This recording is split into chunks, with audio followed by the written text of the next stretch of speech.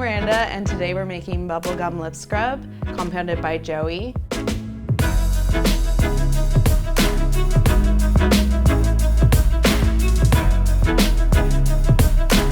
Take a pea-sized amount and distribute it evenly on your lips and scrub away, and then you can just lick off the mixture. It's super tasty, totally safe to eat. Joey's gonna start with castor sugar. Then he's going to add in the color. This distributes the color without any clumping. Then Joey is gonna add in his jojoba oil, then the fragrance, super moisturizing for subtle, like soft lips. And then he's gonna mix it into the sugar, creating this crazy colored pink concoction.